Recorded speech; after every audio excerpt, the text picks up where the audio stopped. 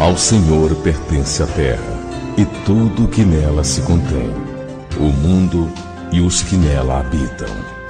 Ouviremos agora a palavra de Deus. A palavra de Deus.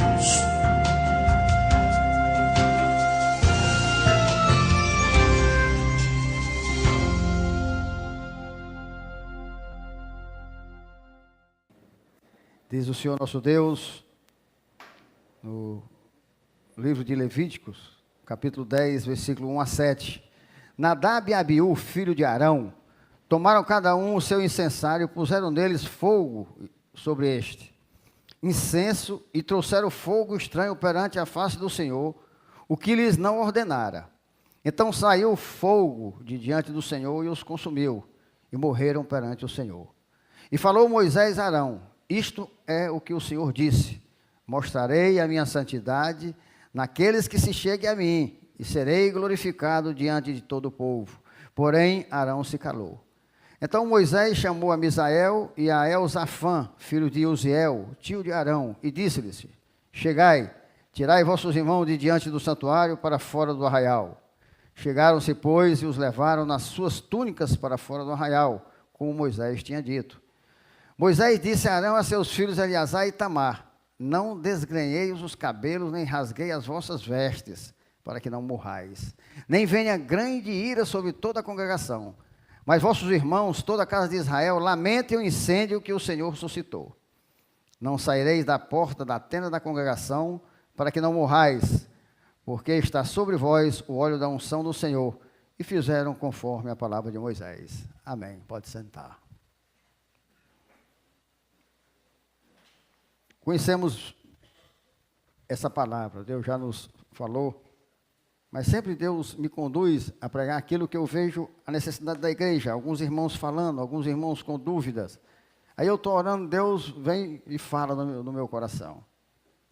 E sem dúvida é maravilhoso, porque entre outras maravilhas que Deus nos ensina, e nos lembra nesse capítulo de 10 de Levítico, é que as duas principais funções do sacerdote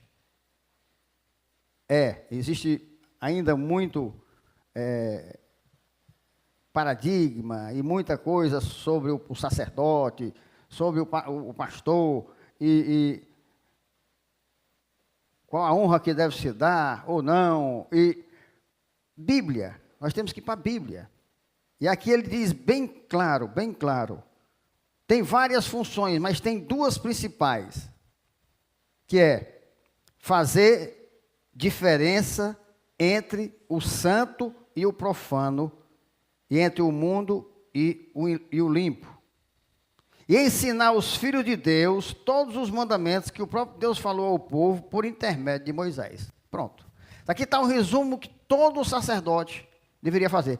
Aí se você pegar aqui e comparar, você vai ver que eles fazem tudo que a Bíblia não manda. Se eles fizessem isso aqui que Deus manda, e outras coisas, já estava errado. Você imagine fazer outras coisas e não fazer o que Deus manda. Porque as duas principais, o sacerdote você tem que analisar ele, se ele faz isso. Diferença entre o santo e o profano, e entre o imundo e o limpo.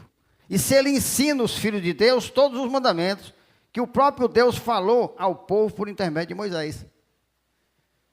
É por isso que vocês veem eu corrigindo, quando tem alguma coisa profana que vocês não sabem, e falam, aí eu vou dizer: olha, tem isso aqui subjetivamente, que você não está vendo, papel do sacerdote, não é que eu queira ser chato não, é porque Deus determina isso.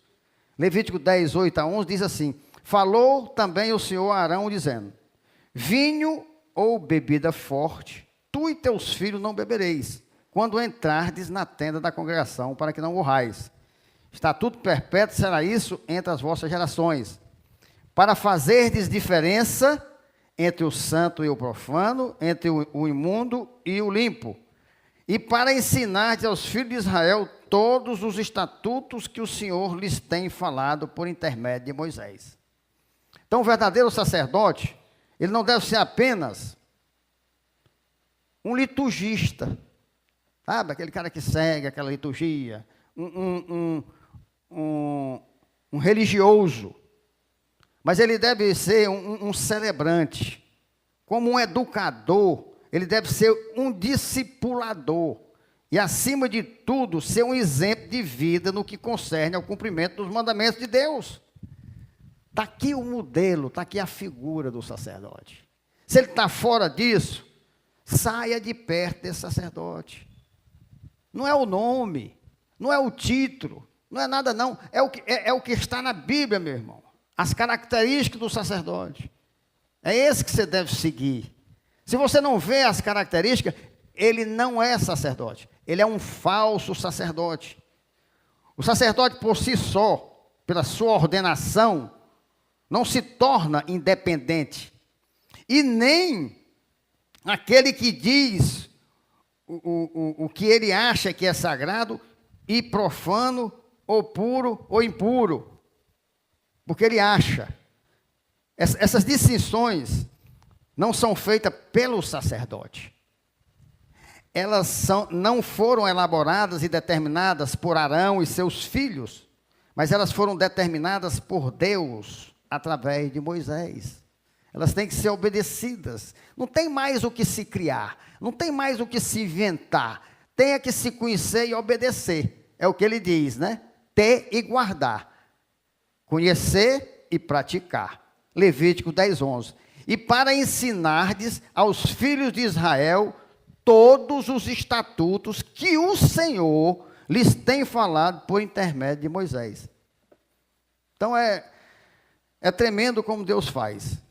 Ele deixou claro que o sacerdote deve estar totalmente submisso a alguém. O sacerdote submisso a alguém. E aqui no Antigo Testamento, mesmo Deus se manifestando pessoalmente, ele deixou claro que o sacerdote deveria se submeter a ele, Deus, através do homem Moisés. Os sacerdotes devem ensinar aquilo que Deus falou a Moisés. Vocês vão entender bem. E vocês vão ver que o sacerdote não é o independente. Ele é o cara, ele tem que ser o cara mais dependente de Deus. Ele tem que conhecer os estatutos, ele tem que praticar, ele tem que discipular, ele tem que ensinar. Ele não tem nada de senhor. Ele é muito e deve ser servo. Muitos capítulos de Levítico começam com: falou o Senhor a Moisés e a Arão. Ou falou o Senhor a Moisés. Levítico 11:1, falou o Senhor a Moisés e a Arão, dizendo-lhes. Levítico 13:1, disse o Senhor a Moisés e a Arão. Levítico 12:1, disse mais o Senhor a Moisés. Levítico 14:1, disse o Senhor a Moisés. Um detalhe importante é que Moisés podia ouvir a Deus sozinho, sem a presença de Arão, o sacerdote. Mas Deus não falava com Arão, o sacerdote, sem a presença de Moisés.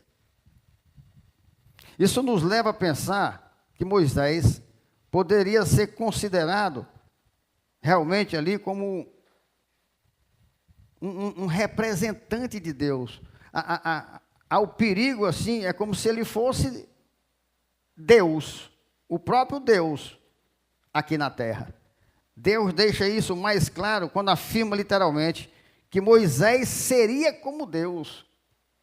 Você vai ser Deus para eles. O próprio Moisés, entendendo a seriedade da função, não queria aceitá-la. Mas Deus tinha um propósito para agir assim. Propósito este que permanece até os dias de hoje. Êxodo 4, 14 a 16. Olha aí. Presta atenção nesse texto. Eu já falei isso aqui, mas eu nunca me acostumo. Isso me assusta, isso me extasia, eu não entendo, mas eu compreendo, porque é a palavra de Deus e eu tenho que aceitar. Então, se acendeu a ira do Senhor contra Moisés e disse: não é Arão o levita teu irmão? Eu sei que ele fala fluentemente, e eis que ele sai ao teu encontro, e vendo-te, se alegrará em seu coração. Tu, pois, lhe falarás, e lhe porás na boca as palavras. Eu serei com a tua boca e com a dele, e vos ensinarei o que deveis fazer. Olha aqui, 4,16, em Êxodo. Ele falará por ti ao povo. Presta atenção. Arão falará por Moisés ao povo. Ele te será por boca. Agora aqui. E tu lhe serás por Deus. E já pensou? Deus disse aqui, tu vai ser como Deus para ele. Tu vai ser como eu para ele. Porque ele vai te ser como boca. Tu vai falar e ele vai passar para frente o que você falou. Mas você vai ser como Deus para ele. E tu lhe serás por Deus. Você veja o quanto é forte e a responsabilidade de Moisés. Aqui eu vejo, sabe? Isso é opinião minha. Porque é tão forte que Deus usava Moisés, como era no Antigo Testamento, e nós não víamos claramente, né, a manifestação do Espírito Santo, mas ele já estava subjetivamente desde a criação, porque Deus usa sempre o plural, que era Pai, Filho e Espírito Santo. Mas é muito claro que Moisés funcionava como o Espírito Santo. Porque ele diz aqui, e tu lhe serás por Deus. E qual era o propósito de Deus levantar um homem com autoridade acima do sacerdote? Ora, o sacerdote representa Deus, mas não pode esquecer que é homem e que deve sempre se submeter a Deus e aos seus estatutos. O propósito é esse. Deus, ele não está tirando aqui, não entendam que ele está tirando aqui a autoridade do sacerdote, não. Preste bem atenção. O que Deus quer nos fazer entender esse texto é que o sacerdote, ele tem o Espírito Santo que fala com ele. Quem tem todo o poder é dado ao sacerdote. Mas ele não pode se esquecer que ele é homem que deve se submeter a alguém. Aí vai, chega no pastor Humberto. Vocês têm a mim para submeter. Tem até uma parte da teologia, diz que um pastor tem que se submeter a outro. Eu acho em parte. Porque quais são os critérios? Será que aquele cara que eu vou me submeter a ele tem a vida que eu tenho? Será que ele é modelo para mim? Ou será que Moisés aqui não estava funcionando como um tipo de Espírito Santo? Aí eu coloco dentro da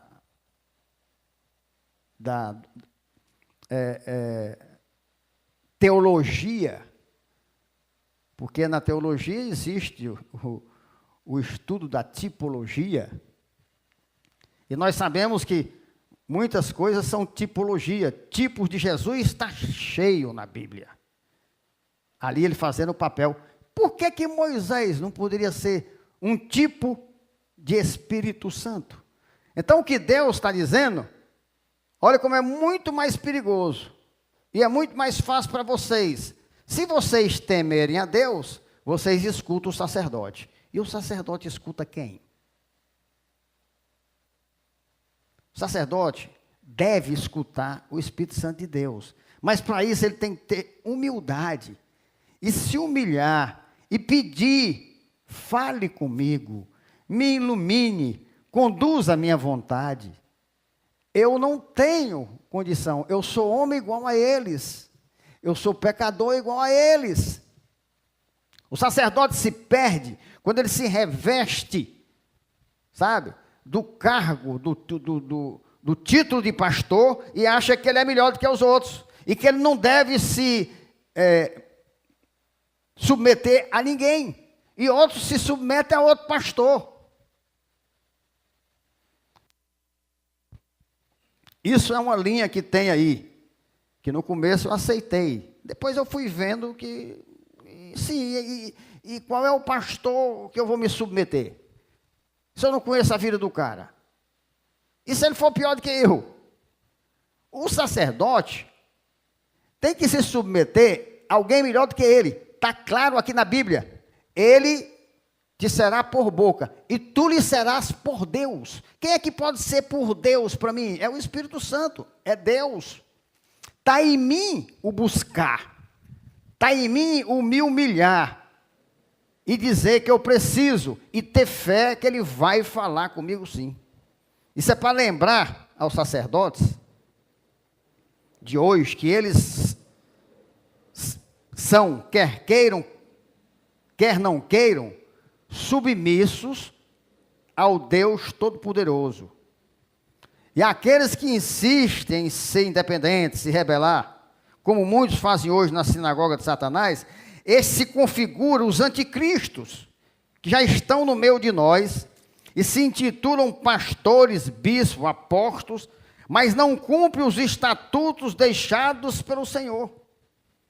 1 João 2,18, que ele sempre... é uma carta totalmente para os filhos, ele deixa bem claro, porque ele sempre trata muito carinhosamente. 1 João 2,18 diz assim: filhinhos, já é a última hora, e como ouvistes que vem o anticristo, também agora muitos anticristos têm surgido, pelo que conhecemos que é a última hora. Por isso que está perto. Mas pastor, não foi isso, não foi há mais de 2000 anos atrás? E o tempo para Deus? 10 anos não é como um dia, não é como, e um dia não é como... Isso aqui é o tempo Kairos, não o tempo Cronos. Para nós é muito, para Deus é agora, Ele está vendo ao mesmo tempo.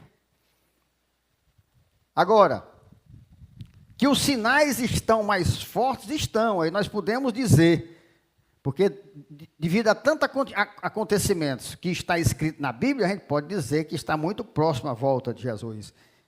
E esses anticristos têm surgido. Porque o anticristo não é aquele que diz que é contra Cristo, não, rapaz. O anticristo é aquele que se apresenta no nome de Cristo, pregando uma doutrina diferente do Evangelho de Cristo. E que engana muita gente. Não pensa que ele vai chegar e dizer, eu sou o anticristo, eu sou contra teu Cristo. Não, ele não vai fazer isso. Ele vai se infiltrar, ele vai conhecer na Bíblia, ele vai te convencer e vai distorcendo, adulterando a palavra de Deus. Veja que os filhos de Arão, Nadab e Abiú, eles representam esses falsos sacerdotes, pois fizeram exatamente o contrário do que Deus ordenou através de Moisés. Eles já tinham recebido as ordenanças de como agir dentro do templo. No versículo 10, do capítulo 10, e durante mais 5 capítulos de Levíticos, Deus destaca bem 4 palavras-chave, palavras hebraicas, que são Codes, santo, Rol, profano, Tame, imundo, impuro, e Taor, limpo, puro. Levítico 10, 10. Para fazer de diferença entre o santo e profano, Rol, e entre o imundo e o limpo, Tame, Taor.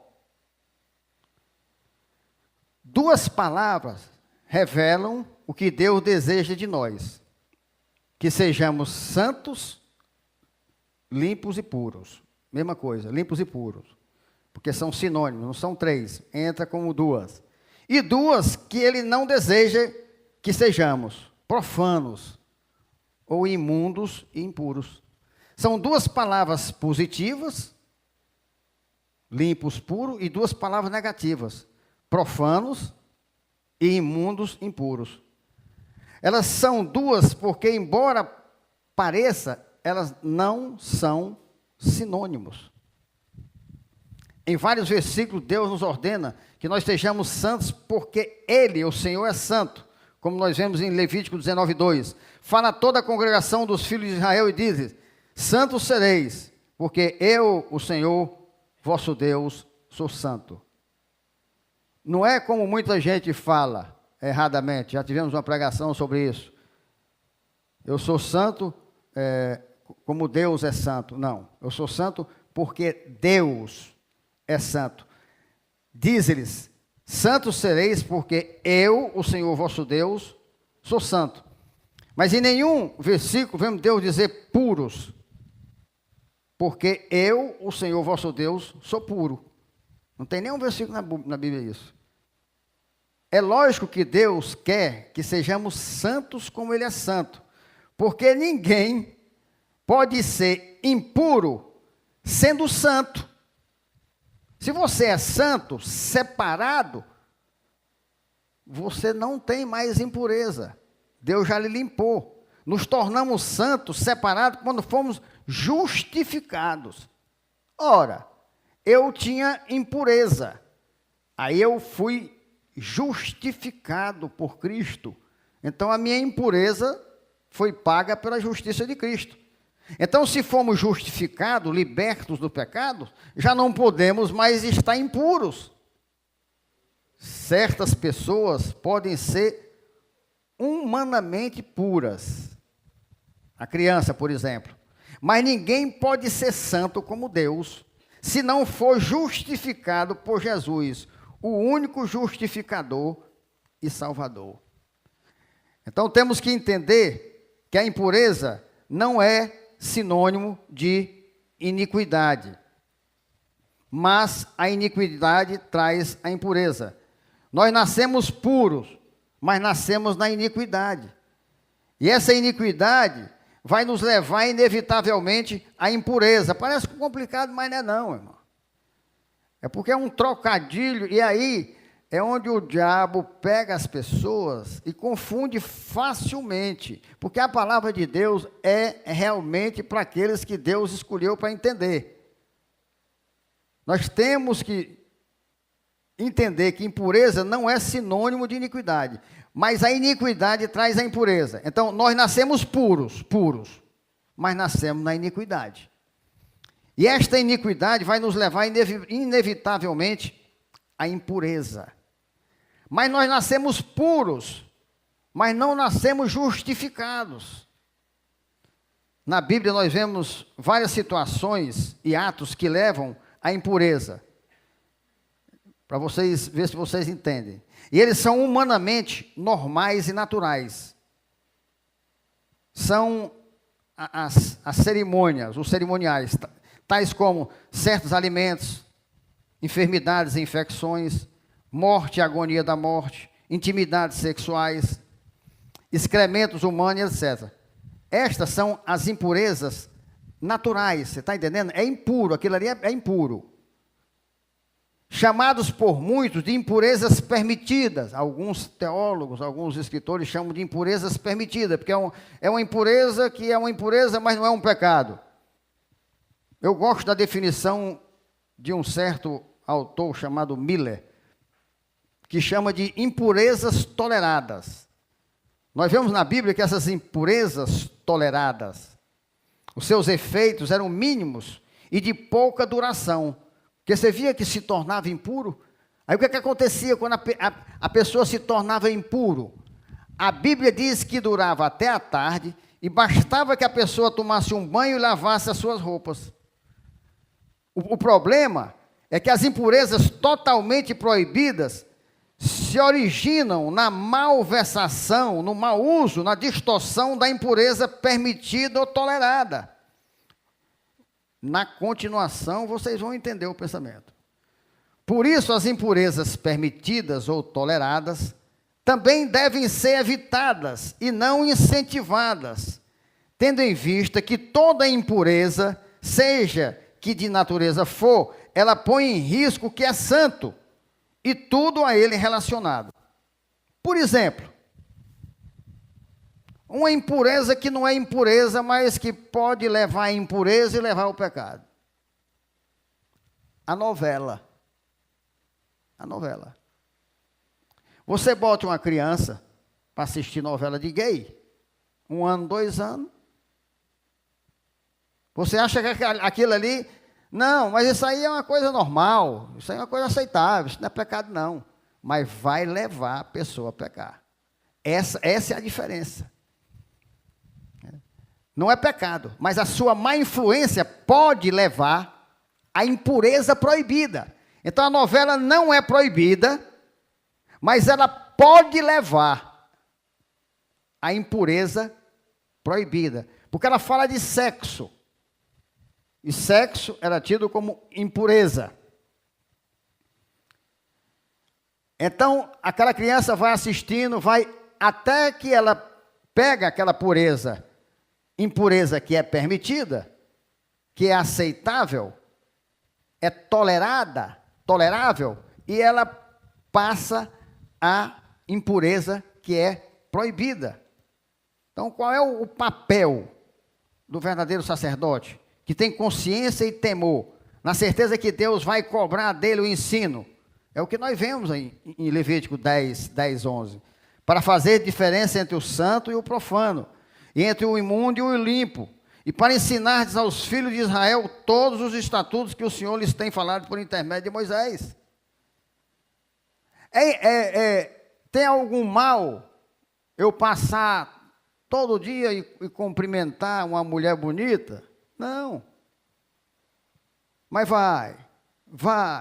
Aí para, aí conversa, aí depois dá um passeio, termina no pecado.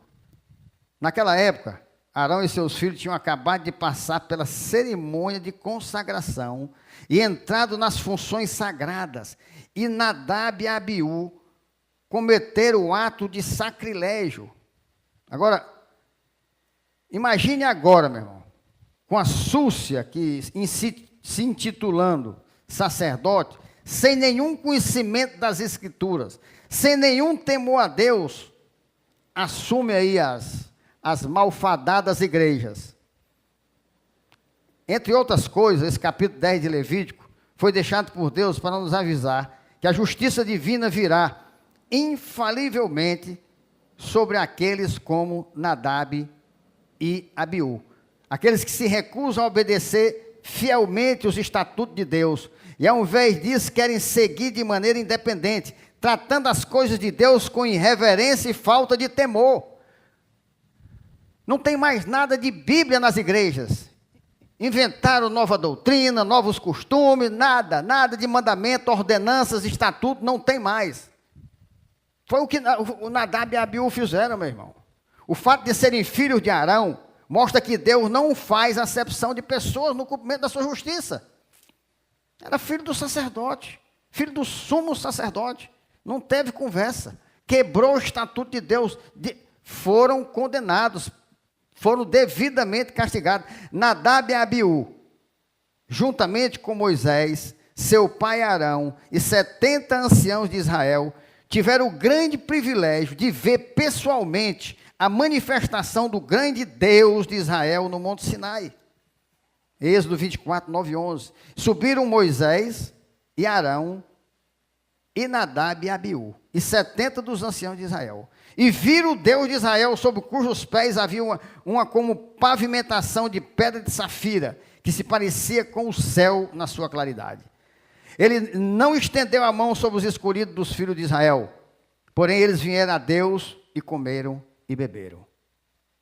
Nesse texto de hoje, a Bíblia nos diz que Nadab e Abiú tomaram seus próprios incensários. Incensário era como se fosse umas panelas achatadas, né? E as brasas eram colocadas dentro dela. Uma corrente, lá ele faz aquele balançado, que até hoje o padre faz, aquele negócio lá.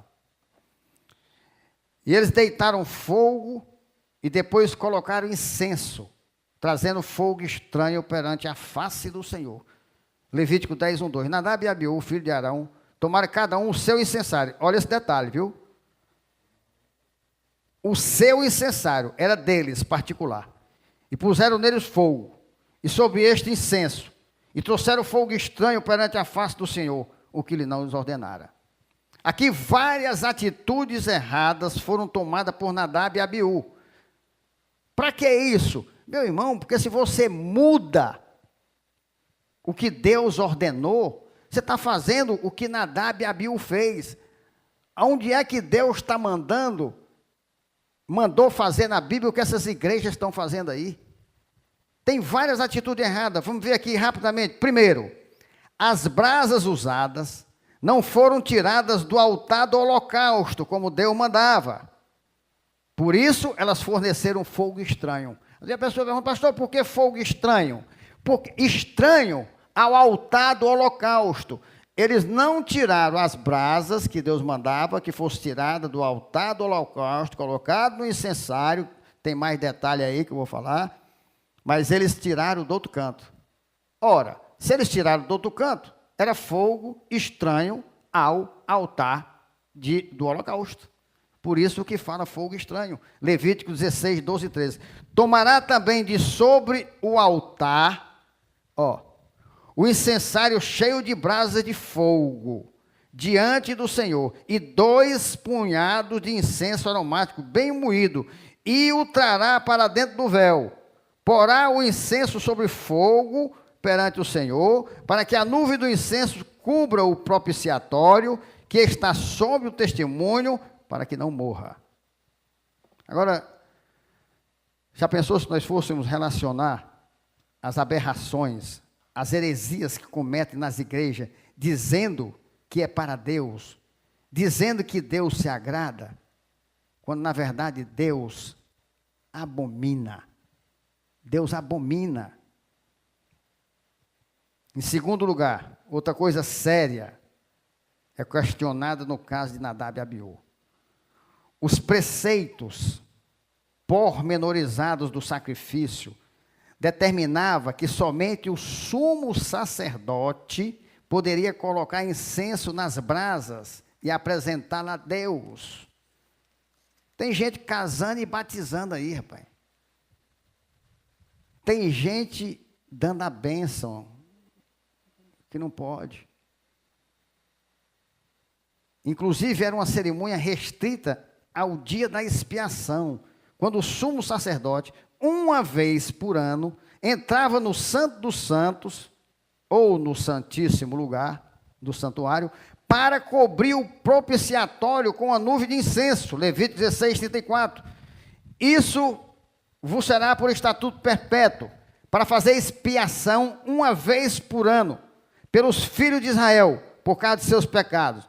E fez Arão como o Senhor ordenara a Moisés. Hebreus 9, 7. Mas, no segundo, o sumo sacerdote, ele sozinho, uma vez por ano, não sem sangue, que oferece por si e pelos pecados de ignorância do povo.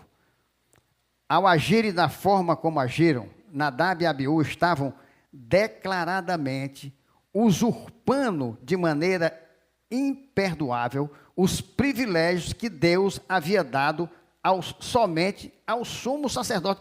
É claro que ia morrer, rapaz, mas não acreditava, como esses que estão fazendo aí hoje não acreditam. Quem não já ouviu falar aqui que era só o sumo sacerdote que podia entrar depois do véu e tinha que se consagrar, passava até noites acordado para não sonhar e pecar sonhando, e entrava com sino amarrado, porque se caísse lá dentro e morresse era arrastado, aí vai os caras entrar. Mas isso aí, sabe o que é isso aí? A certeza da impunidade. É o que eles têm hoje. Eles não acreditam que Deus vai fulminar. Eles não acreditam. Porque a gente já ouviu a palavra que o castigo de Deus, por Deus dar mais um tempo, eles começam a pensar que Deus não vai mais castigar e continua a fazer pior a cada dia. Tal atitude, com certeza, foi feita pela mesma razão que os falsos sacerdotes tentam usurpar o ofício dos verdadeiros sacerdotes de hoje. Ou seja, eles são motivados pela ambição, orgulho, ciúmes, ganâncias, Pessoas que estão longe de atender às exigências de Deus para assumirem um verdadeiro sacerdócio. Agora tem plateia para isso, né? Tem plateia para isso. Quer ver uma igreja cheia? Quer ver em 6 meses eu estar com uma igreja com mais de 1000 membros? Eu deixo de pregar a doutrina verdadeira, a sã doutrina, e faço o que eles estão fazendo. Aí enche. Mas a palavra de Deus mesmo, não. Porque são poucos. Muitos são chamados, muitos. Mas poucos são os escolhidos. Há um bocado de gente sendo chamada aí, mas poucos são escolhidos. E não adianta a gente querer mudar a palavra. Não adianta. Primeiro que tudo, que eles jamais vão perder tempo, né? Orando a Deus e pedindo a Deus para que Deus dê um estudo desse e fale sobre. Não vão. Essa é essa. Os gênios de hoje fazem uma pregação. Eu passo dias às vezes. No mínimo horas. Os gênios de hoje faz sem pesquisa, sem oração, em 15 minutos uma pregação do cão. Não de Deus. É o que eles fazem. Terceiro erro. Também fica óbvio, como é prática de todo rebelde, que Nadab e Abiú não consultaram e nem comunicaram a Moisés ou a Arão que procederiam daquela forma. É bom lembrar aos falsos e profanos sacerdotes de hoje, que mesmo sendo filhos de Arão, Nadab e Abiú foram sumariamente eliminados por pecarem deliberadamente contra os regulamentos da aliança, contra Deus. Números 15, 30, 31.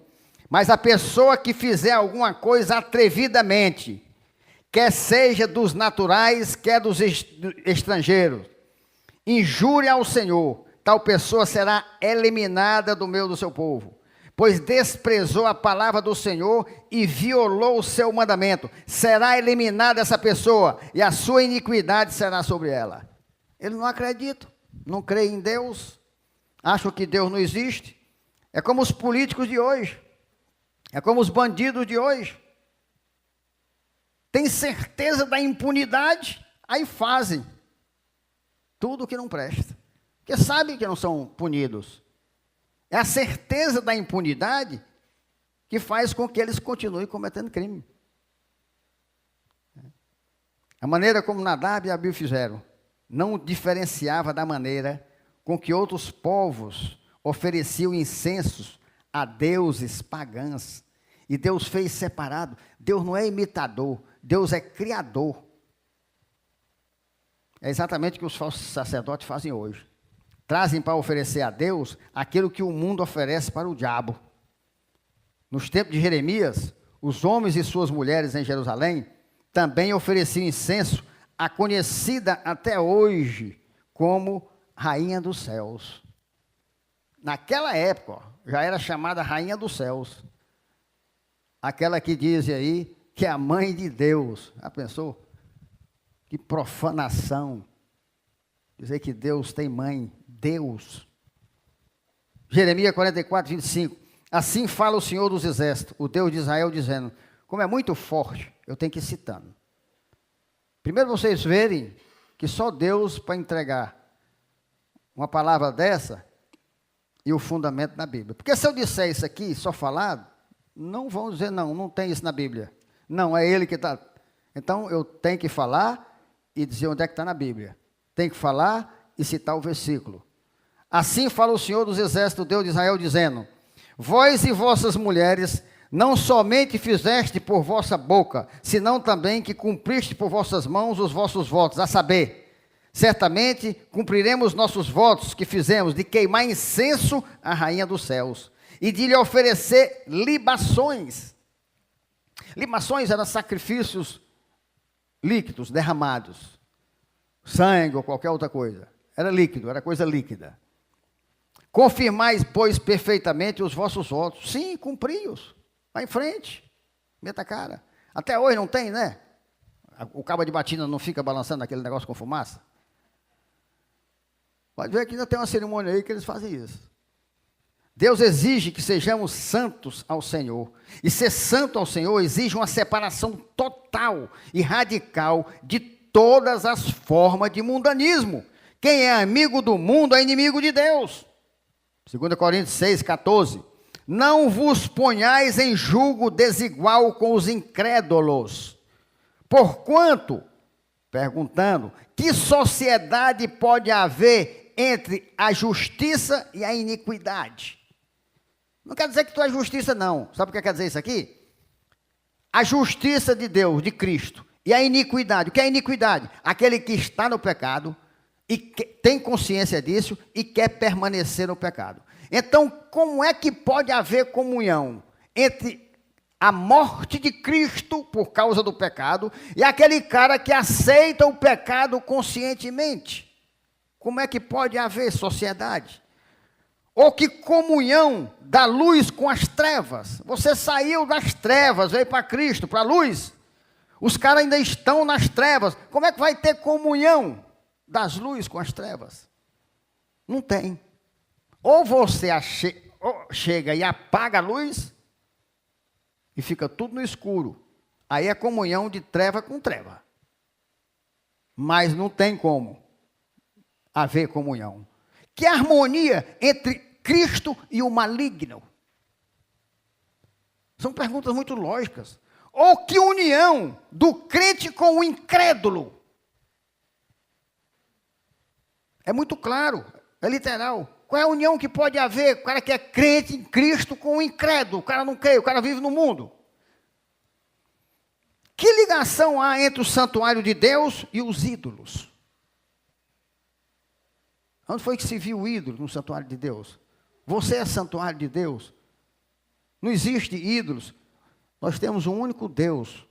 Deus não aceita ídolos. Porque de onde vem idolatria. Adoração a ídolos. Idolatria. Porque nós somos, viu aqui o que eu disse? Nós somos santuários do Deus vivente. Como ele próprio disse, habitarei e andarei entre eles, serei o seu Deus e eles serão o meu povo. Por isso, retirai-vos do meio deles, separai-vos, diz o Senhor, não toqueis em coisas impuras, e eu vos receberei. Serei vosso pai, e vós sereis para mim filhos e filhas, diz o Senhor Todo-Poderoso. Esse tipo de adoração de Nadab e Abiú, e essa nova adoração de hoje, é a própria antítese daquilo que Deus determina, ordena, preceitua como adoração a Ele. Veja o que o versículo diz, que Nadab e Abiú usaram os seus incensários, aquilo que eu falei, sugerindo que além do incenso não ter sido composto de acordo com as instruções dadas por Deus a Moisés, ou seja, tirado do lugar devido, eles ainda usaram incensários domésticos, ao invés de aquele que haviam sido consagrados especificamente para uso no tabernáculo. Êxodo 30, 34, disse mais o Senhor a Moisés, toma substâncias odoríferas, que tem cheiro, estoraque, ônica e gálbano. Estes aromatas com incenso puro, cada um de igual peso, e disto farás incenso, perfume segundo a arte do perfumista, temperado com sal puro e santo. Uma parte dele reduzirás a pó e o porás diante do testemunho na tenda da congregação, onde me avistarei contigo. Será para vós outros santíssimo. Porém o incenso que fareis, segundo a composição deste, não o fareis para vós mesmo. Santo será para o Senhor. Quem fizer tal como este, para o cheirar, será eliminado do seu povo. Você não podia nem pegar a receita do que era feito para Deus e fazer para você. Quanto mais pegar o teu e levar para Deus. Mas eles fazem tudo. Abusam de Deus. Mas assim como se Deus não existisse. Eu nunca vi um povo para colocar tanto Deus à prova como esse povo tem colocado. Vamos ver Êxodo 37. Arão queimará sobre ele o incenso aromático. Cada manhã, quando preparar as lâmpadas, o queimará. Quando ao crepúsculo da tarde, acender as lâmpadas, o queimará. Será incenso contínuo perante o Senhor pelas vossas gerações. Não oferecereis sobre ele incenso estranho, nem holocausto, nem ofertas de manjares, nem tampouco derramareis libações sobre eles. Uma vez no ano, Arão fará expiação sobre os chifres do altar, com o sangue da oferta pelo pecado. Uma vez no ano, fará expiação sobre ele, pelas vossas gerações. Santíssimo é ao Senhor. À luz do que se viu, é difícil acreditar que Naabe e Abiú estivessem totalmente sóbrios, pois ofereceram ao Senhor algo profano, como se fosse sagrado. Isso aqui foi outra coisa que Deus me chamou a atenção. Eles ofereceram fogo estranho, ironicamente foi pelo fogo que morreram, por uma chama consumidora, que é característica da natureza santa de Deus. Está em Hebreus 12, 29. Porque o nosso Deus é fogo consumidor. Eu gosto dessas passagens, sabe? Porque você nunca ouviu, né? Considerai, pois, a bondade e a severidade de Deus. Porque o nosso Deus é fogo consumidor. Horrível coisa é cair na mão do Deus vivo. Eu duvido você ter escutado isso. Sabe por que você escuta? Sabe por quê? Deus é amor. Deus é amor. Deus é amor. Você só escuta isso. Mas que ele é fogo consumidor, você não escuta. Que consome aquele que está em pecado, que é renitente, aquele que recalcitra. Não, isso aí não fala não. E Deus está esperando, eles acham aí, ó. Se fosse para matar, já tinha matado. Vamos esperar. Eu não me arrisco. Acho melhor obedecer a Deus e fazer o que Ele manda.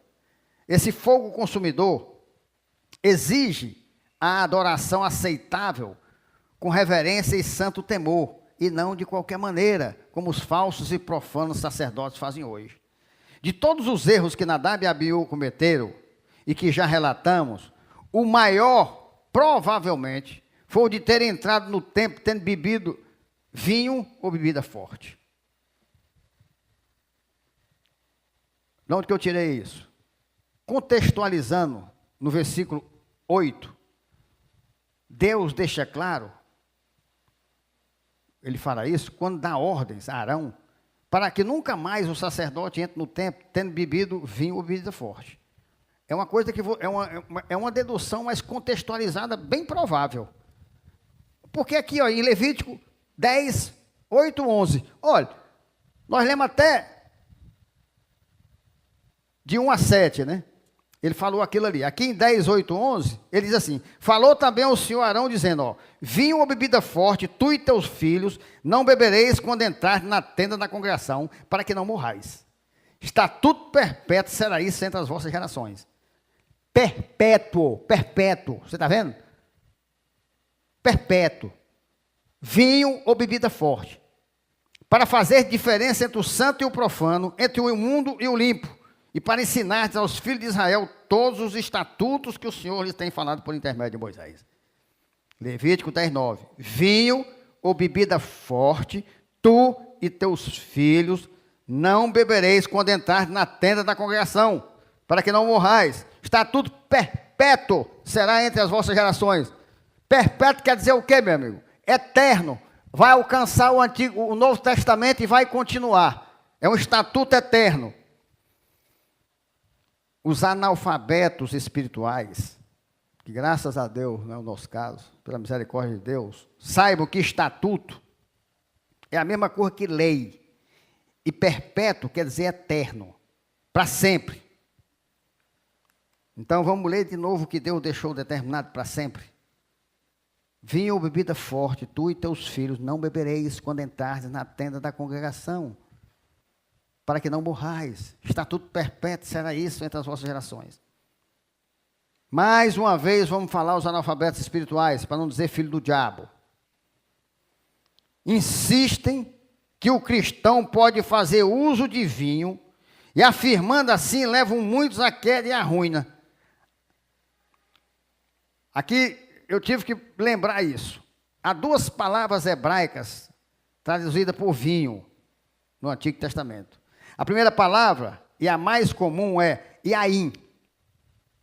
No Antigo Testamento, ela é usada 141 vezes, para indicar vários tipos de vinhos, fermentado ou não fermentado.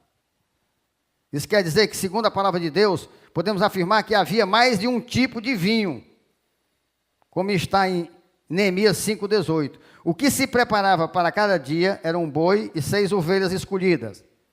Também, à minha custa, eram preparadas aves, e de 10 em 10 dias, muito vinho, de todas as espécies. De todas as espécies. Ou seja, o vinho fermentado, o vinho com álcool, o vinho sem álcool. Nem por isso exigia o pão devido ao governador, porquanto a servidão deste povo era grande. Vinho de todas as espécies. Yaim. Aí a palavra aqui, usada aqui, é Yaim, para vinho. Em Neemias, se você for lá no original, Yaim. Esse termo Yaim, como o vinho, se usava também fazendo referência.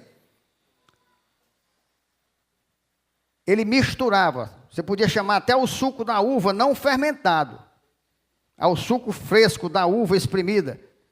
Isso está em Isaías 16:10. Fugiu a alegria e o regozijo do pomar. Nas vinhas já não se canta, nem há júbilo algum.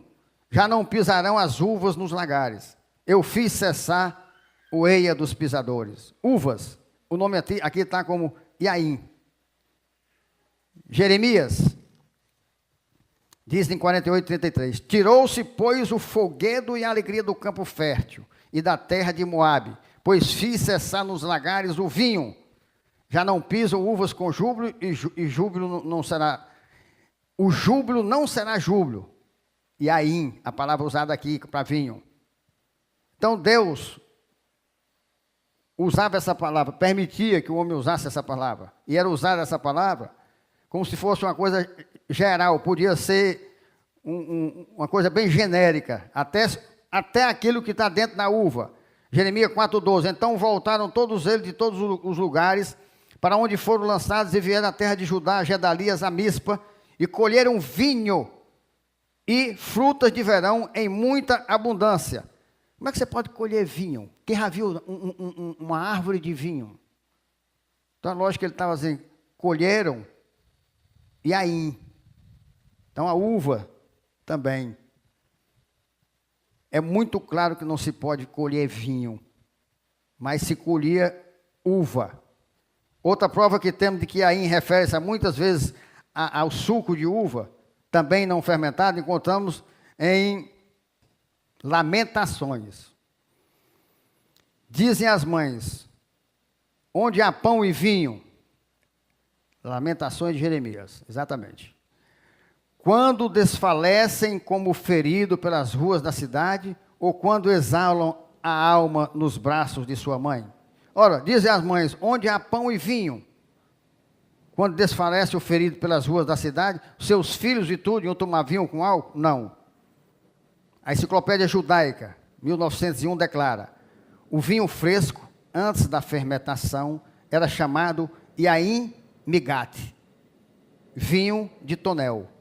Essa mesma Enciclopédia Judaica declara que o termo Yaim era usado para designar o suco de uva em diferentes etapas, inclusive o vinho recém-espremido antes da fermentação, como também depois da fermentação.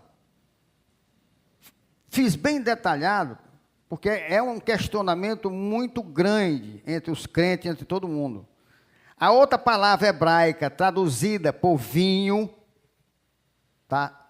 Lá no hebraico, mas é traduzida por vinho, no Antigo Testamento, é tirosh, que significa vinho novo, ou vinho da vindima. Tirosh ocorre 38 vezes no Antigo Testamento. Nunca se refere à bebida fermentada, mas sempre ao produto não fermentado da videira, como o suco ainda no cacho da videira, citado em Isaías 65:8. Assim diz o Senhor, como quando se acha vinho no cacho de uvas, dizem, não o desperdices, pois há bênção nele. Assim farei por amor de meus servos e não os destruirei a todos. Essa palavra tirosh significa também o suco doce de uvas recém-colhidas. Deuteronômio 11:14. Darei as chuvas da vossa terra a seu tempo, as primeiras e as últimas, para que recolhais o vosso cereal e o vosso vinho e o vosso azeite. Provérbio 3:10. Se encherão fartamente os teus celeiros e transbordarão de vinho os teus lagares. Joel 3:24. As eiras se encherão de trigo e os lagares transbordarão de vinho e de óleo. Essa palavra lagar era usada para chamar o lugar onde as uvas seriam esmagadas, e também para o balde que aparava o suco daí resultante. Então jamais se colocaria no lagar o vinho já fermentado. Essa enciclopédia judaica diz que tirosh inclui todos os tipos de suco doce e mosto, mas não vinho fermentado. Tirosh tem bênção nele, como já vimos que diz em Isaías 65:8. Assim diz o Senhor, como quando se acha vinho num cacho de uvas. Dizem, não desperdices, pois há bênção nele. Assim farei por amor de meus servos e não os destruirei a todos. O vinho que se acha num cacho de uvas é uma bênção, pois é suco da uva. O vinho fermentado, no entanto, é escarnecedor. Aí a confusão, porque vem essas palavras, mas quando chega no português, é tudo vinho. Então, quando falava do Iaim ou do tirosh, traz como vinho. Aí o que fala em vinho não álcool, sem álcool, eles dizem que é vinho. Aí eles entendem aqui como vinho com álcool.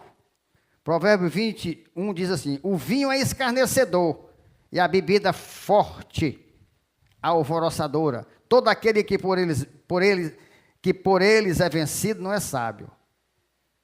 Provérbio 23, 31 e 35 é bem esclarecedor quanto à diferença do tirosh, vinho não fermentado, e o vinho fermentado. Provérbios 23, 31. Não olhes para o vinho quando se mostra vermelho, quando resplandece no copo e se escoa suavemente. Pois ao cabo morderá como a cobra e picará como o basilisco. O que é que vocês têm que entender aqui? É que, num contexto, a Bíblia está falando de vinho com álcool, facilitando, resumindo. Em outro, é outra palavra que quer dizer o vinho sem álcool. Os teus olhos verão coisas esquisitas, teu coração falará perversidades. Olha, serás como o que se deita no meio do mar, e como o que se deita no alto do mastro, e dirás, espancaram-me e não me doeu, bateram-me e não senti. Quando despertarei, então tornarei a beber. Está definido aí o que causa o vinho fermentado, a embriaguez, o vício.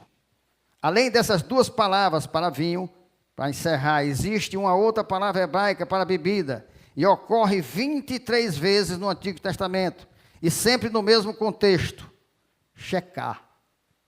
Checar, que vocês conhecem como a Bíblia chama de bebida forte. 1 Samuel 1,15, ó. Porém, Ana respondeu, não, Senhor meu, eu sou mulher atribulada de espírito, não bebi nem vinho, nem bebida forte. Olha, nós vamos ver, e por porque a bebida forte era feita de outras coisas, não era feita da uva. O vinho com álcool era feito da uva, e a bebida forte era de outras frutas. Porém, vinham derramando a minha alma perante o Senhor. Você está vendo como o contexto mostra aqui? Ó, não, Senhor. Ele diz, deixa essa tua embriaguez, rapaz, deixa esse negócio de beber. Não, Senhor meu, eu sou mulher atribulada, não bebi, nem vinho, nem bebida forte. Porém, venho derramando a minha alma perante o Senhor. Número 6,3. Abster-se-á de vinho e de bebida forte. Não beberá vinagre de vinho, nem vinagre de bebida forte. Nem tomará beberagens de uva, nem comerá uva seca, nem fresca, nem secas. Olha, quando Iaim e Shecar aparecem juntos, formam uma única figura de linguagem, que se refere às bebidas embriagantes. Porém, Ana respondeu: não, Senhor meu, eu sou mulher atribulada de espírito, não bebi nem Yaim e nem Shecar. Nem vinho com álcool e nem a outra bebida feita de outras frutas com álcool. Está aqui a diferença. Por isso que nunca aparece Tiroche e Shecar. Só aparece Yaim, porque o Yaim é os dois. Mas Tiroche é só um. Nunca na Bíblia apareceu Tiroche e Shecar. Só aparece Yaim e Shecar. Vinho sem álcool, suco na videira, junto com a bebida forte, mas sempre vinham com álcool e bebida forte. Sempre com álcool e bebida forte. Os analfabetos, os que não querem, pela graça de Deus, buscar, aí não sabe que tem essa diferença. O Antigo Testamento condena o uso de Yaim e Shecar como bebidas fermentadas. A Bíblia nos fala das consequências negativas dos efeitos do vinho embriagante. Quando Noé fez esse vinho, embriagou-se, causando uma tragédia familiar através de uma maldição imposta sobre Canaã, sobre um de seus filhos, que era de um de seus filhos. Depois leiam Gênesis 9, 20 e 25. Nos tempos de Abraão, o vinho embriagante provocou o pecado do incesto, que resultou nas gravidez das filhas de Ló, como vemos em Gênesis 19, 31, 38. Daí nasceu, vocês se lembram, os Moabitas e os Amonitas, que foi da primeira e da segunda filha. Embriagaram o velho, tacaram Yaim nele. Aí, incesto, tiveram relações. Aí saiu essas raças, dos Amonitas e dos Moabitas. Por isso Deus proibiu que o sacerdote de Israel bebesse vinho ou outra bebida fermentada durante a vida ministerial. Se assim fizesses, morreriam. Se lembra? Está aqui. Falou também ao senhor Arão dizendo: e aí, ou bebida forte, vinho, mas vem para cá vinho, vem para cá vinho. Mas os dois é cachaça. Os dois têm álcool. E diz assim: se você beber, não faça para que não morrais, como nós vimos. As bebidas alcoólicas, elas levam a pessoa a zombar do padrão de justiça estabelecido por Deus e perder o autocontrole com relação ao pecado e à imoralidade. Eu me lembro quando eu ia pecar, eu tomava logo umas. Aí fazia toda espécie de prostituição, só não me metia com homossexualismo. E se tivesse me metido, eu diria porque Jesus tinha me lavado. Não tem pecado que ele não tenha lavado. Agora, toda espécie de imoralidade, mas eu antes só tomava umas. É exatamente por isso que Deus condena. Você perde o seu controle, você passa a ser literalmente dominado por um demônio chamado Zé Pilintra. E tem gente em casa que diz que é santo, vai para a missa todo dia, você entra na sala dele, está lá o altar do Zé Pilintra. Uísque, bebida de cachaça de não sei quantos anos, está lá. Aí do lado, um baálzão com a vela acesa e um copo d'água. E não bebe aquela água nunca. E fica ali parado. Nem o uísque toma, nem a cachaça, nem água, nem nada. Os justos não devem admirar, nem desejar qualquer vinho fermentado, seja em que quantidade for. A Bíblia ensina que devemos fazer a vontade de Deus, e assim evitar ais e pesares. Provérbios 23, 29 e 35, ó. Para quem são os ais? Para quem são os pesares? Para quem as rixas? Para quem as queixas? Para quem as feridas sem causa? Olha aqui, rapaz. Para quem os olhos vermelhos? A corda de ressaca no outro dia, saboca de oi. Parece duas tomates de vermelho. Aí ele pergunta, ó. Para quem os olhos vermelhos? Olha aí, ó. para os que se demoraram em beber, e aí para os que andam buscando a bebida misturada. Está vendo? Agora como é que está aqui? Vinho. Aí o cara... Mas está aqui, para quem são os ais? É para quem está na cachaça. Vem aí de tudo que é jeito. Certos estudiosos dizem que checar refere-se à bebida fermentada feita do suco do fruto, da palmeira, da romã ou de tâmara. Tem lógico, porque era uma bebida alcoólica que não era feito da uva. Então, eles chamavam checar, que era traduzido como bebida forte. E o Yaim e o Tiroche. O Nazireu era um homem que fazia votos a Deus e tinha um elevado nível de vida separada e dedicada a Deus. Entre outras coisas, o Nazireu devia, presta atenção, número 634, abster-se-á de Yaim, de vinho, e de checar. Como é que está escrito aqui? Abster-se-á de vinho e de bebida forte. Não beberá vinagre de vinho, nem vinagre de bebida forte, nem tomará, beberás de uva, nem comerás uvas frescas nem secas, todos os dias do seu nazereado. Não comerá de coisa alguma que se faz da vinha, desde a semente até as cascas. Como se vê, não era permitido ao nazireu comer ou beber qualquer produto feito da uva. É provável que Deus tenha dado esse mandamento para salvaguardá-lo e evitar a possibilidade de um nazireu beber vinho alcoólico por engano, porque tinha os dois. Se ele não pedisse adequado, o cara podia botar, porque é a mesma cor, é o mesmo jeito, é a mesma cor, tudo. Você só sabe quando você bota na boca. Aí você sabe a diferença. Eu estava num hotel uma vez, cheio de suco. Aí eu peguei, tem na mesa. Quando eu taquei, pensa, álcool puro. Digo, Satanás. Também eu dei uma de bruto. Do jeito que eu estava aqui, na frente de todo mundo. O garçom chegou, foi isso. Digo, vocês botam bebida com álcool no meio do suco, rapaz. Está errado isso, separe. Bota aqui suco. Se não quiser botar, como eu disse que era para botar, para os bebuns. Suco para os bebuns, suco para os normais. Não quer botar? Pois então separe. Bote suco com álcool, suco sem álcool. Mas você bota misturado, cara. Vou reclamar da gerência. Olha o Satanás fazendo eu botar álcool na minha boca, cara. Como é que eu ia saber?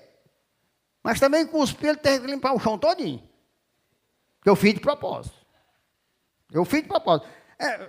Tu imagina se eu tivesse bebo, hein?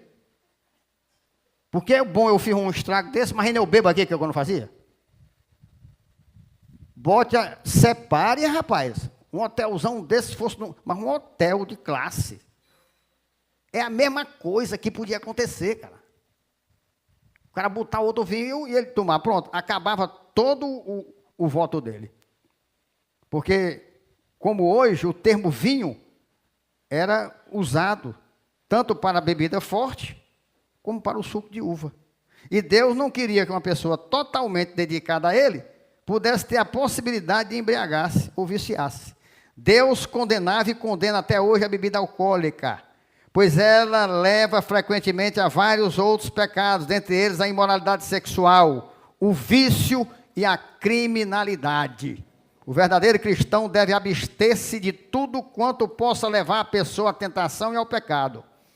Deve abster-se de tudo que sutilmente pode levar à dependência, que não seja a dependência de Deus. Então, a diferença do vinho fermentado para a bebida forte é porque a bebida forte era feita de outras frutas. Em várias passagens, Deus alerta contra o vinho e a bebida forte. Vocês podem ver Deuteronômio 29, 5, 6, Provérbio 21, Provérbio 31, 4, Provérbio 31, 6, Isaías 5, 22, Isaías 28, 7. Tudo você vê. Ai dos que são heróis para beber vinho e valentes para misturar a bebida forte. Acaba não gosta de fazer, né? Caipirosca, mistura ali e tal. Deus disse que, ai desses heróis. Dizem que eu sou duro com os pastores. Mas essas palavras que eu vou ler agora não são minhas. Elas são palavras de Deus, falando dos que se dizem pastores de Israel. Ela está em Isaías 56, 11 e 12. Olha aqui como é que ele fala com os pastores. Isso é Deus, viu? Não sou eu não.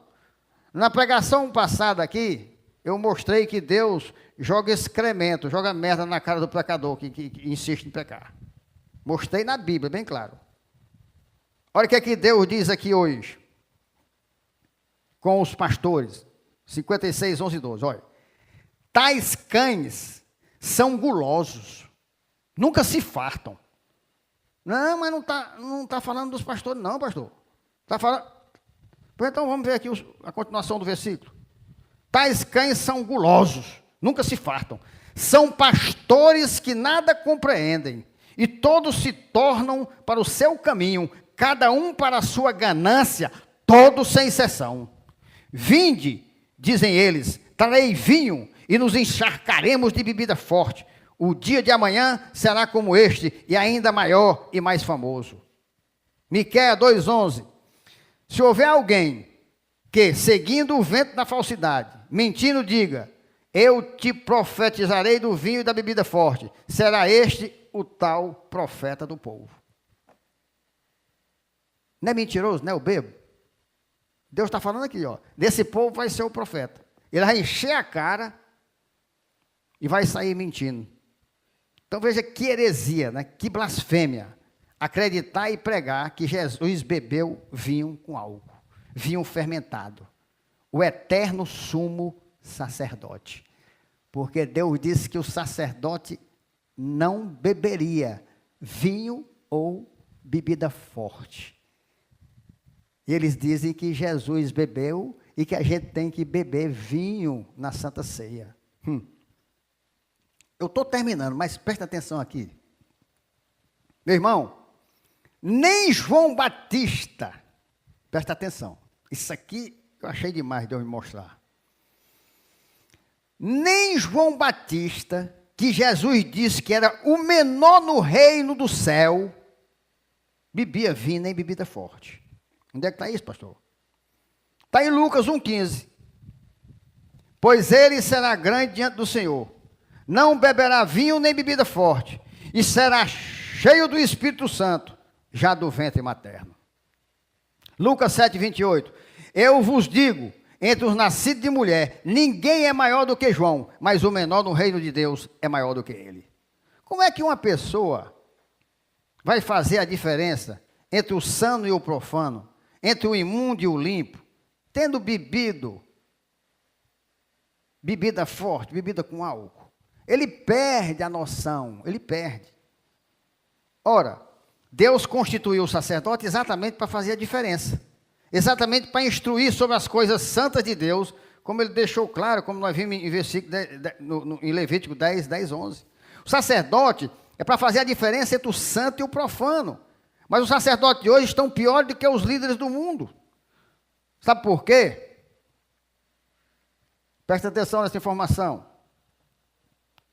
Os líderes do mundo estão proibindo as pessoas de dirigirem com qualquer teor de álcool, seja vinho, seja bebida forte. Isso aqui faz muito tempo. A Comissão de Constituição e Justiça aprovou. Diz assim, em caráter terminativo, sem necessidade de ir a plenário, um projeto de lei que torna mais rigoroso o Código de Trânsito Brasileiro, CTB, contra os motoristas que dirigem alcoolizado. O projeto segue para análise da Câmara dos Deputados. De acordo com o texto aprovado, motoristas terão tolerância zero de álcool. Zero. Você não pode pegar uma colher de vinho e botar na boca. Zero. De acordo com o texto aprovado, motoristas terão tolerância zero de álcool na condução do veículo. Isso porque o projeto torna crime a condenação do carro sob influência de qualquer concentração de álcool ou substância psicoativa. Atualmente, é permitido dirigir com até 6 decigramas de álcool por litro de sangue. Presta atenção. Esse mundo rei esculhambado aí. Esse mundo rei desmantelado. Está dizendo que o cara não pode, agora é zero. Você não pode. Você vai ver onde é que eu vou chegar aqui. Eu não, onde Deus foi eu chegar. Zero, não pode. Agora, vocês já pensaram, meu irmão? Segundo alguns sacerdotes, os crentes devem tomar santa ceia de vinho. E vinho com álcool. Com iaim. Mas não vão poder dirigir depois da santa ceia. E aí, como é que vai ser? Já que os sacerdotes não estão separando o santo do profano, Deus está mandando os líderes do mundo separar o profano do santo. Agora imagine a cena. Imagine a cena. Uma igreja com não sei quantos mil membros, chefiada pelo apóstolo do cão. É mesmo demais. Termina a Santa Ceia, 6 mil membros. Todo mundo toma uma lapada de vinho, né? Eu vou sugerir que cada um leve uma siriguelazinha para tirar o gosto. Toma aqui e tira o gosto, rapaz. Porque você tomar uma sem tirar gosto, eu fui bebum, eu sei que só vai com tira gosto. É um sacrifício grande. Aí ele toma, bota a siriguela na boca e vai para casa, chupando o caroço. Na saída da igreja ele encontra a blitz. Na esquina ele encontra a blitz. Bora, sacerdote. Começa logo com o pastor. Cospe o caroço da siriguela. Agora abre a boca aí. Rapaz, você bebeu álcool, cara. Não, nós somos você. Não, mas a lei diz que é zero. Zero. Não tem negócio não. E o que acontece? Cadeia. Eu acho que Deus ficou mais misericordioso ainda. Pois na época de Nadab e Abiú, os profanos eram consumidos pelo fogo. Agora é só preso. Só preso. Porque eu vou montar uma campana numa sinagoga do Satanás dessa. No dia que tiver Santa Ceia, eu vou falar com meus amigos do Detran para botar blitz em toda esquina. Agora tem que arrumar gente. Porque segundo os mega que tem por aí, é negócio de 5 mil membros, 6 mil membros. É coisa demais.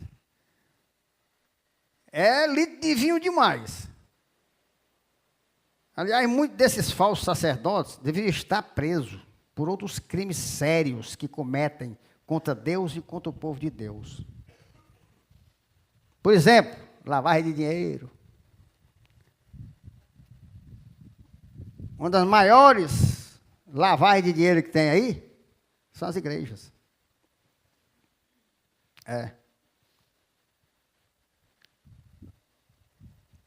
Bebem vinho com álcool, lavam dinheiro, só não faz tomar banho, é tudo fedorento. E eu tenho vergonha, pelo menos banho tomar. Hoje todo mundo diz que é povo de Deus, mas o verdadeiro povo de Deus é ligado a Deus por uma aliança de santidade, meu irmão. Santidade é um atributo ético do caráter de Deus, que deve ser refletido na nossa vida e no nosso comportamento cristão.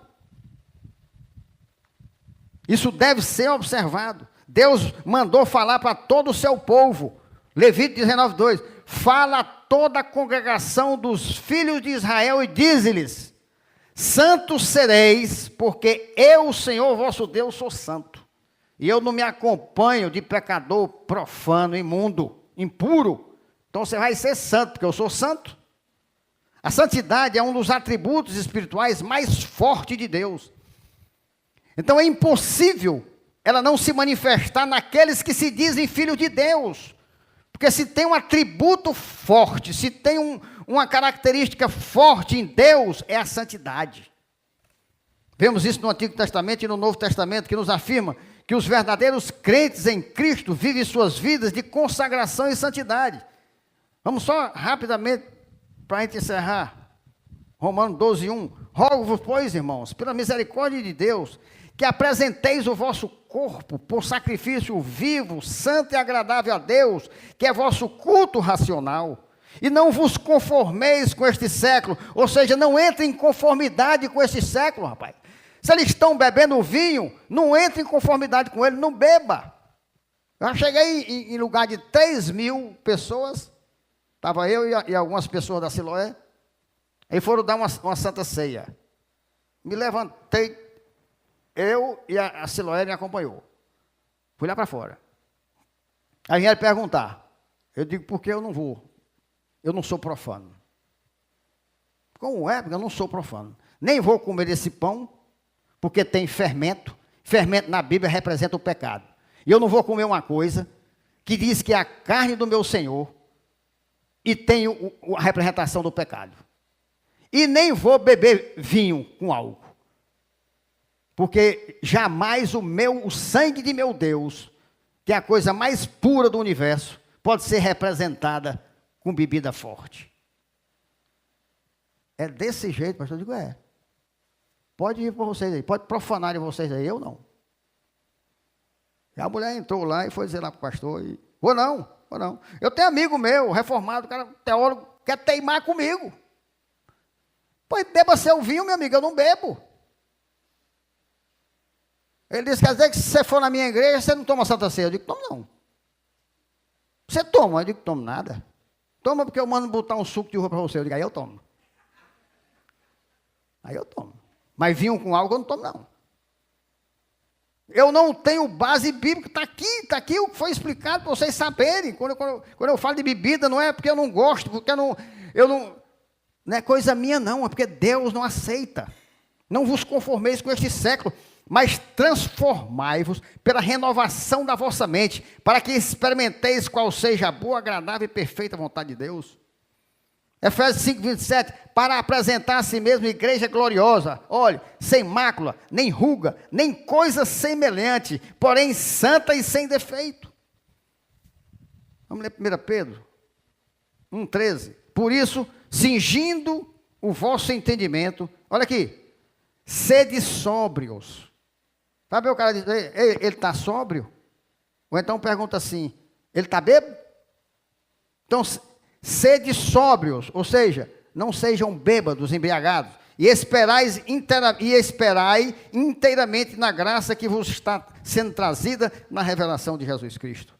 Como filhos olha aqui, como filhos da obediência, não vos amoldeis a paixões que tínhamos anteriormente na vossa ignorância. Eu tinha uma paixão louca pelo uísquezinho, na minha ignorância, mas eu não vou mais, está aqui, não vos amoldeis. Aí o cara vem para a igreja e se amolda a paixão que ele tinha. Ele bebe escondido, ele bebe em casa, ele não bebe mais com os bêbados, mas bebe. Pelo contrário, segundo é santo, aqui, segundo é santo aquele que vos chamou, tornai-vos santo também vós mesmos em todo o vosso procedimento. Porque escrito está, sede santo, porque eu sou santo.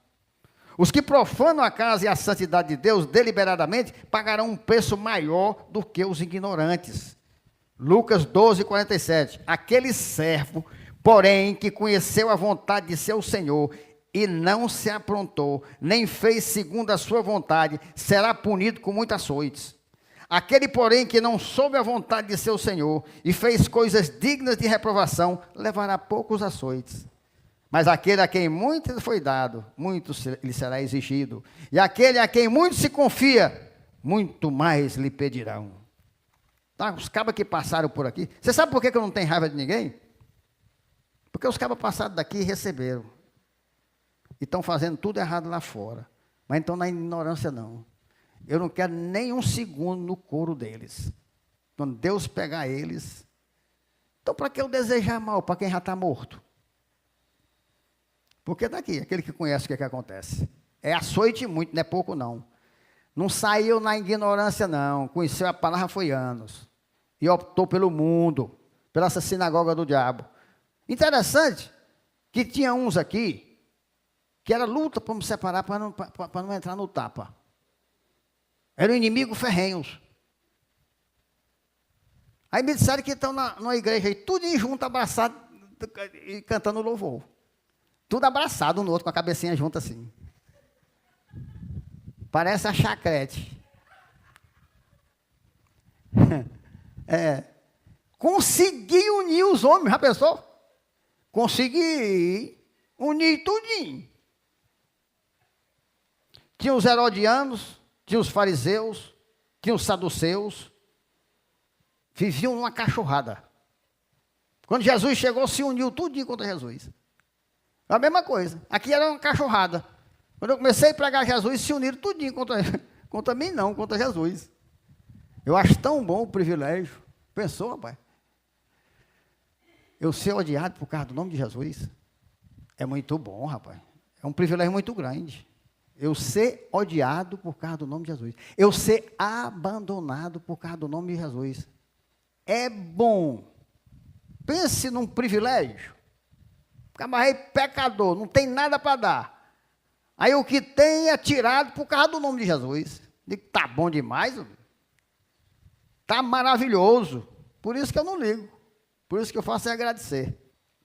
A consistência do testemunho do verdadeiro cristão, além de ser pelos lábios, deve ser pela sua vida, a fim de que cada um, individualmente, glorifique a Deus nos seus corpos. Última folha, meu irmão. 1 Coríntios 6, 19, 20. Acaso não sabeis? Presta atenção aqui, meu irmão. Olha aqui. Rapaz, olha. A palavra iluminada por Deus não tem nada mais maravilhoso, não. Eu duvido, sem gênios, fazer uma unidade dessa tão perfeita. Acaso não sabeis que o vosso corpo é santuário do Espírito Santo que está em vós? Ora, veja bem, Deus disse que por todas as gerações, jamais o sacerdote tomaria vinho com álcool, nem bebida forte. Aí aqui ele está dizendo que eu sou esse santuário. Aí como é que ele vai... Eu vou mudar a Bíblia?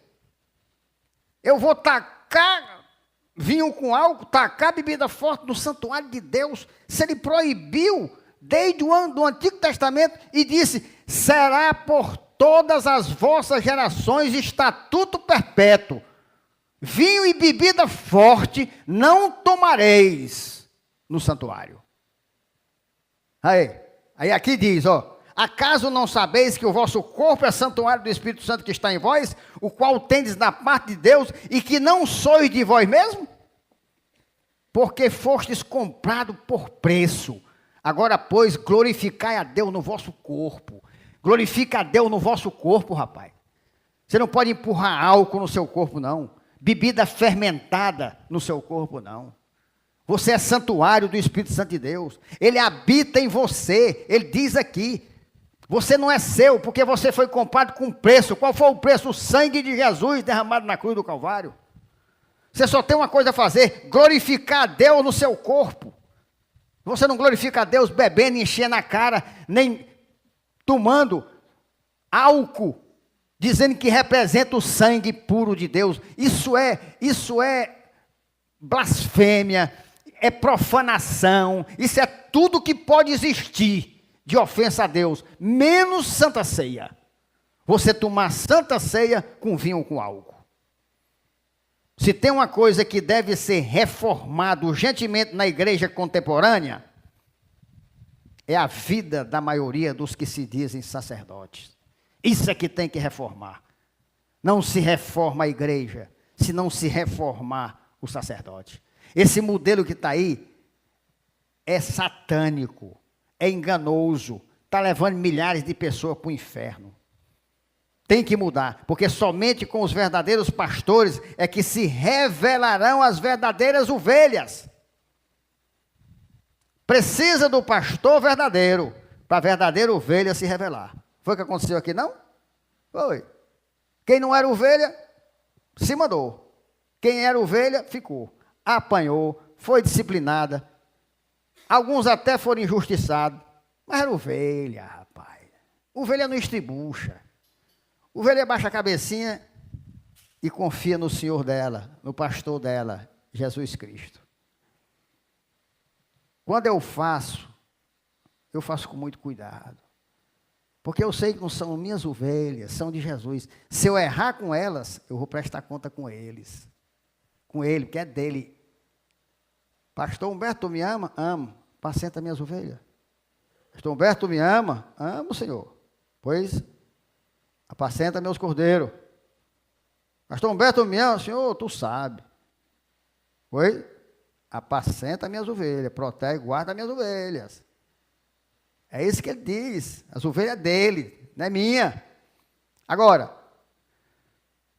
o que ele diz que o pastor tem que fazer? Tem que disciplinar. Quando for preciso, tem que quebrar a perna para ela ficar pertinho, para ela não sair correndo.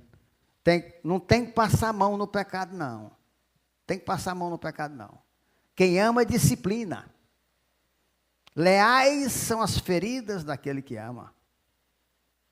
Essas feridas são boas, porque não é para condenação, mas para restauração.